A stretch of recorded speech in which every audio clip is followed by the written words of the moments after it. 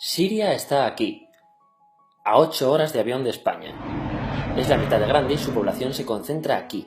¿Por qué? Porque toda esta zona es un enorme desierto, pero un desierto muy importante. Tiene 1/3 de las reservas de petróleo del mundo y también de gas natural, según algunos el nuevo petróleo. Para sacarlo de aquí y llevarlo a Europa, hay que rodear toda esta península y salir por el canal de Suez. Como te puedes imaginar, aquí te cobran. Pero hay otra manera más fácil, la línea recta. El que controle estas tuberías las puede abrir y cerrar, como un grifo. Si no pagas, no hay petróleo, ni gas. Esta región es la polla. La civilización en el planeta empieza en 3 sitios y este es uno de ellos. Mesopotamia, aquí. Sumer, que te sonará menos, pero es el puto inicio de todo. Aquí también. ¿Recuerdas la Torre de Babel de la Biblia? La hicieron estos tíos. Egipto, aquí. Siempre ha sido un punto de contacto entre Oriente y Occidente, dando a Asia salida al Mediterráneo. Quizá por eso aquí nacen las principales religiones monoteístas, el judaísmo, el cristianismo y el islam. El islam es el último que llega y de hecho acoge a las dos anteriores. Adán, Noé, Moisés, Jesucristo son considerados profetas islámicos. Bueno, al grano. Como la zona es la hostia, todos han querido controlarla y siempre ha estado dentro de algún imperio. Persas, griegos, los romanos. El imperio romano termina partiéndose en dos, y finalmente solo sobrevive esto. Ahora es cuando la última religión monoteísta, el Islam, construye su propio imperio. ¿Te acuerdas de las cruzadas? Bueno, pues son los europeos cristianos intentando recuperar esta zona de la que estamos hablando. Los últimos en llegar son los turcos, que ojo, no vienen de Turquía, sino de a tomar por culo en Asia, junto con Gengis Khan. Lo conquistan todo y fundan el Imperio Otomano.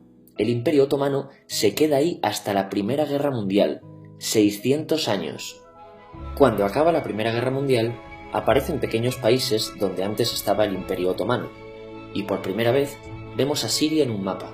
Hasta ahora la habíamos dibujado para no perdernos. ¿Y quién se inventa esos países? Lo que te voy a contar es alto secreto. Bueno, lo era en 1916. Este súper secreto se llama Acuerdo de Sykes-Picot. Los franceses y los ingleses no podían derrotar solos al Imperio Otomano. Solo podían si les apoyaba la gente que vivía dentro, en su mayoría árabes. ¿Cómo se los ganaron? Pues les prometieron la Gran Arabia, un país solo para ellos. El único problema es que era un timo.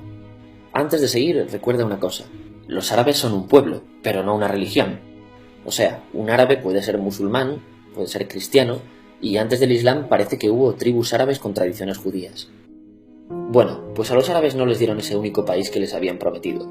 En su lugar, franceses y británicos crearon muchos países pequeños. Estos países, obviamente, no eran países de verdad, sino zonas bajo su control con gobernantes puestos por ellos. Durante este tiempo hacen lo que quieren con la zona. Recuerda que hay petróleo. Siria, aunque no tiene grandes reservas, tiene fácil salida al mar, y Francia, que es la que se ha quedado con Siria, se lo da a compañías extranjeras. Después de la Segunda Guerra Mundial, los europeos se van. En el caso de Siria, son echados a patadas. Pero antes de irse, crean otro estado, Israel. No es el momento de hablar de ello, pero es un estado muy polémico que sus vecinos no reconocen. La prueba es que nada más irse los británicos, todos estos estados lo atacan. La zona, a partir de ahora, va a ser una puta bomba de relojería. ¿Y mientras qué pasa en Siria? Bueno, pues no es muy estable. Tiene golpes de estado constantes. En esa época aparece en Siria una ideología que se hace con el control y se expande por el mundo árabe, el Ba'ath. Esta ideología mezcla el antiguo sueño de una sola nación árabe con ideas socialistas. Y algo muy importante, es laica, o sea que no es religiosa. Siria se llega a unir con Egipto, un país con el que no tiene frontera, pero no es algo raro, muchos de estos países intentan hacerlo también. Como recordarás, a esta gente se le había prometido un solo país y las ganas las seguían teniendo. Pero la unión falla. En este tiempo Egipto les convence para nacionalizar el petróleo. En Siria, Al-Assad, el padre del Assad de ahora, se convierte en jefe del estado Ba'ath. En Irak, también Ba'ath, comienza a ganar fuerza Saddam Hussein. Las diferencias entre ambos países dividen a los partidos Ba'ath de otros países en pro-Siria o pro-Irak. Ahora ocurre la Guerra Fría. El mundo se divide en dos, o eres de Estados Unidos o de la Unión Soviética. Son años muy movidos en los que se pegan constantemente con Israel, invaden su vecino Líbano y comienza una oposición islamista al régimen Ba'ath de Assad, los hermanos musulmanes. Vale, volvamos atrás un momento. Recuerdas que la mayoría de árabes eran musulmanes, ¿verdad? Pues dentro de los musulmanes hay dos ramas fundamentales, los suníes, la mayoría, y los chiíes. En el caso de Siria, a pesar de ser un estado laico, los gobernantes como Assad y jefes militares eran chiíes, los cuales representan menos del 13%. En cambio, casi el 70% de la población es suní. Un dato curioso es que los cristianos son casi el 10%. Que los chiíes controlen el gobierno y el ejército mosquea a la población suní, y este sentimiento es aprovechado por los hermanos musulmanes, islamistas radicales suníes. Estos toman las armas en la ciudad de Hama en contra del gobierno, y Assad acaba con la revuelta a costa de matar miles de civiles y encarcelar a mucha gente. En el año 2000, Assad padre muere y le sucede Assad hijo. Ante las presiones libera muchos presos, trae internet y esperanzas de cambio. Hay un periodo de gran debate político y aparece la oposición. También vuelven los hermanos musulmanes. Los siguientes años son difíciles. Arrestan a la oposición. Y Bush incluye Siria en el eje del mal, y esto la aísla. Está mal visto negociar con Siria. Los kurdos, un pueblo que vive distribuido por varios países de la zona, empiezan a protestar también. Hay represión y muertos. En 2011, te sonará esto, ocurre la Primavera Árabe. ¿Qué es esto?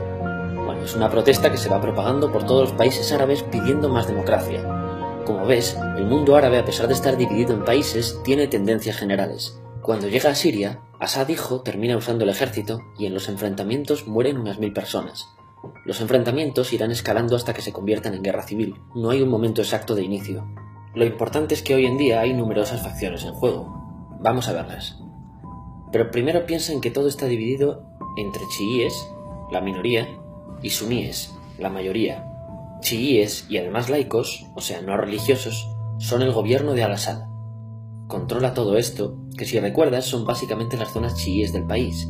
El gobierno de Assad está enfrentado al resto. También mayoritariamente laico, pero suní, es el Ejército Libre de Siria o FSA en inglés.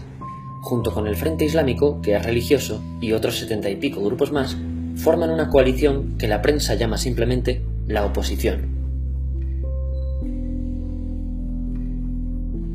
También suníes e islamistas, pero radicales, son Al-Nusra, llamados Al-Qaeda en Siria, porque son básicamente eso, Al-Qaeda en Siria. Otros islamistas radicales son el ISIS o Estado Islámico. Salen de Al-Qaeda en Irak, controlan la mayor parte de Siria e Irak y se han hecho famosos por sus atrocidades. Su objetivo teórico impacta a muchos. Es un Estado Islámico a lo largo de Asia, África y Levante, aunque a ti ya te suena, ¿verdad? En naranja tenemos al pueblo kurdo, que recordarás porque el presidente Al-Assad lo reprimió, al igual que gobiernos de países próximos también hacen. Ahora controlan militarmente esta zona. Antes de terminar, repasemos los apoyos internacionales a fecha de octubre de 2015.